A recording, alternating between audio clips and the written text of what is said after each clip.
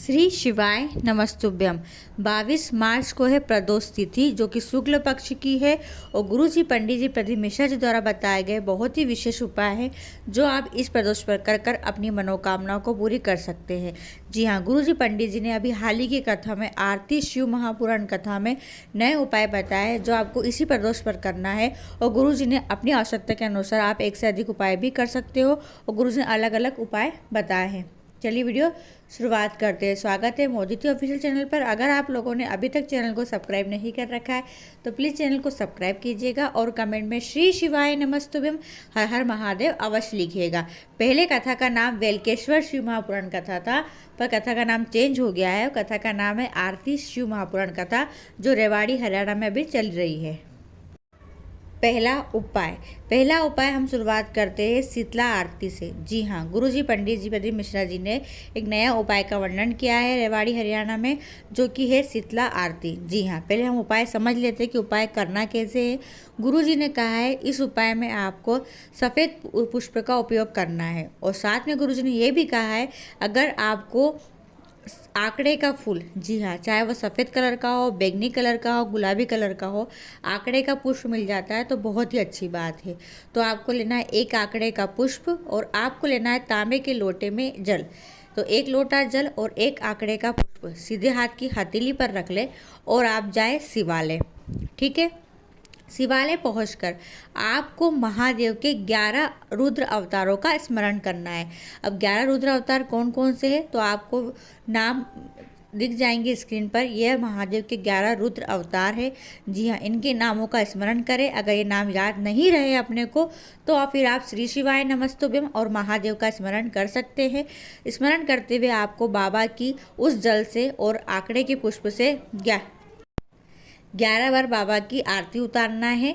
पर ध्यान रखें, कोशिश करना कि आपको 11 रुद्र अवतारों का नाम ही स्मरण करना है।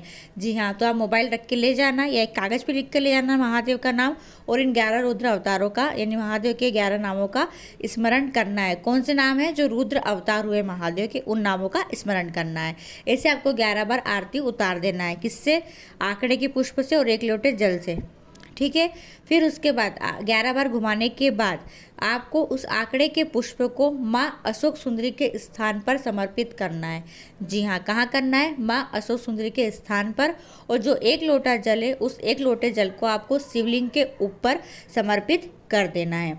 अब यह उपाय करना किनको है तो गुरुजी ने कहा है बहुत ज़्यादा रोगीला शरीर है, बीमारी पीछा नहीं छोड़ रही है, कभी क्या परेशानी, रोग तकलीफ पीछा नहीं छोड़ रहे, स्वस्थ नहीं रहते हैं, या फिर डॉक्टर ने कह दिया कि हो सकता है आपको बड़ी बीमारी हो गई है और आपको चेकअप के लिए जाना है, टेस्ट के लिए जाना है और सोच रहे कि रिपोर्ट हमारी नेगेटिव आ जाए, तो आप यह उपाय कर लीजिएगा। यानी रोगों से मुक्ति प्राप्त करने वाला यह विशेष उपाय है। कोई भी बीमारी हो शरीर के अंदर आप यह उपाय कर सकते हैं और इस उपाय को गुरुजी ने नाम दिया है शीतला आरती उपाय। जी हाँ, तो ये विशेष उपाय है, करके अवश्य देखिएगा। प्रदोष की तिथि है, बहुत अच्छा मौका मिला है।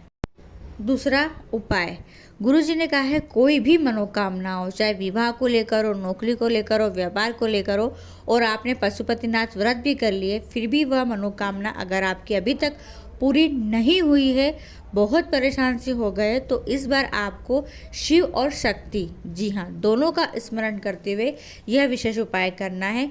जी हाँ, आपको क्या करना है? प्रदोष के दिन प्रदोष काल के समय, जी हाँ, प्रदोष के दिन प्रदोष काल के समय 2 लंबी बाती लेना है। जी हाँ, ध्यान रखें, अलग अलग 2 लंबी बाती ले, एक बाती शिव और एक बाती शक्ति है।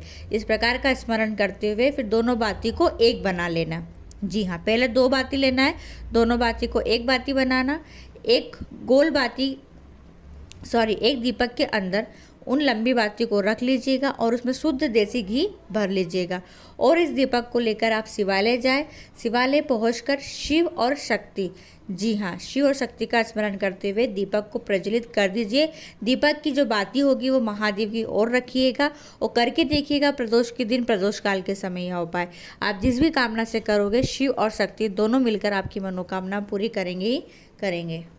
तीसरा उपाय, घर में बहुत ज़्यादा लड़ाई झगड़े कलेश होता है, वाद विवाद होते, सास बहू की नहीं बन पाती है या पति पत्नी में लड़ाई झगड़े कलेश होता रहता है, भाई भाई की नहीं बन रही, बहन भाई में नहीं बन रही, यानी घर में बहुत ज़्यादा लड़ाई झगड़े कलेश होता है या घर में एकदम नेगेटिव वातावरण बना रहता है, जी हाँ, मनमुटाव बना रहता है, तो आप क्या करें, प्रदोष के दिन, जी हाँ, शुद्ध देसी गाय का घी ले, ठीक है, और उस गाय के घी को लेकर शिवालय जाए और शिवालय पहुंचकर आपको उस घी से माँ अशोक सुंदरी के स्थान पर लेपन करना है। जी हाँ, अगर लेपन नहीं कर पाओ तो उस घी की एक बिंदी आप माँ अशोक सुंदरी के स्थान पर लगा दो और उस बिंदी में से थोड़ा घी लेकर वापस अपनी कटोरी में मिक्स कर लो, मिला लो, और उस घी को घर लाकर, जी हाँ, उस घी को घर लाकर अपने घर के मुख्य द्वार पर, जी हाँ, अपने घर के मुख्य द्वार पर सीधे हाथ तरफ और उल्टे हाथ तरफ, दोनों हाथ तरफ एक एक बिंदी लगा दे। अगर एक बिंदी भी लगाते तो पर्याप्त रहती है। यह बिंदी लगाइए और अपने घर के अंदर प्रवेश कर लीजिए। करके देखिए, घर में आपको खुद नज़र आएगा कि घर में सब लोगों का वातावरण, सब लोगों की बातचीत शुरू हो जाएगी, घर में खुशहाली का वातावरण बन जाएगा। चौथा उपाय, गुरुजी ने कहा है यह उपाय भी आप अगर प्रदोष के दिन कर लेते हो अपनी आवश्यकता के अनुसार, यानी अपनी मनोकामना के अनुसार, आपकी जो भी मनोकामना हो, चाहे विवाह नहीं हो रहा है, चाहे नौकरी नहीं लग पा रही हो, व्यापार नहीं चल पा रहा हो, कोई भी मनोकामना अगर आपकी है जो काफ़ी समय से पूरी नहीं हुई है अगर, तो आप यह उपाय प्रदोष के दिन करके देखिएगा।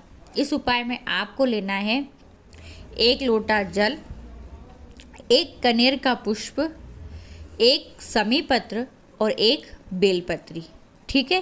क्या क्या लिया, कनेर का पुष्प, बेलपत्री, समी पत्र और 1 लोटा जल, और आप शिवालय जाए। शिवालय पहुंचकर शिवलिंग पर सबसे पहले 1 लोटा जल समर्पित कर दे, ठीक है। जल समर्पित करने के बाद आपको बेलपत्री को, कनेर के पुष्प को, साथ में समी पत्र को, तीनों को एक साथ पकड़कर, एक साथ स्पर्श कर पकड़कर आपको शिवलिंग के ऊपर समर्पित कर देना है। डंडी फूल की, बेलपत्री की और समी पत्र की आप जहाँ बैठे हो अपने से रिपीट और कीजिएगा। और आप जिस भी मनोकामना से प्रदोष के दिन समर्पित कर देते हैं तो वह मनोकामना पूरी होती ही होती है। पर इस उपाय को कम से कम आपको 5 प्रदोष तो करना ही है। जी हाँ, 5 प्रदोष करके देखिएगा और फिर देखिए आपकी मनोकामना कितनी जल्दी पूर्ण होती है। 5वां उपाय, इस वीडियो का आखिरी और अंतिम उपाय है। अगर आप प्रदोष के दिन व्रत भी नहीं रख पाए, जी हाँ, अगर आप प्रदोष के दिन व्रत भी नहीं रख पाए किसी कारणवश, या व्रत नहीं भी रखते हैं, तो आप अगर प्रदोष के दिन शाम के समय प्रदोष काल में ये उपाय कर लेते हैं तो आपको सारे व्रत का पूर्ण फल प्राप्त हो जाता है और आपकी जो भी मन की कामना होती है वो मन की कामना पूर्ण होती है। क्योंकि स्वयं महादेव शाम के समय नंदीश्वर यानी नंदी जी पर विराजमान होकर भ्रमण के लिए निकलते हैं। तो अगर आप प्रदोष के दिन, प्रदोष काल के समय शिवालय पहुंचकर या अपने घर के मंदिर में ही शिवलिंग पर 1 समी पत्र, जी हाँ, केवल 1 समी पत्र समर्पित कर देते हैं तो महादेव आपकी मनोकामना पूर्ण करते ही करते हैं। और अगर हम समय पर समर्पित कर देते हैं तो हमारा कोई भी बाल बाका नहीं कर सकता है। तो ये विशेष उपाय है जो आपको प्रदोष के दिन करना है। वीडियो पसंद आती है, आपके लिए थोड़ी बहुत भी उपयोगी रहती है तो प्लीज़ चैनल को सब्सक्राइब कीजिएगा और वीडियो को और लोगों तक जरूर शेयर कीजिएगा। श्री शिवाय नमस्तुभ्यम, हर हर महादेव।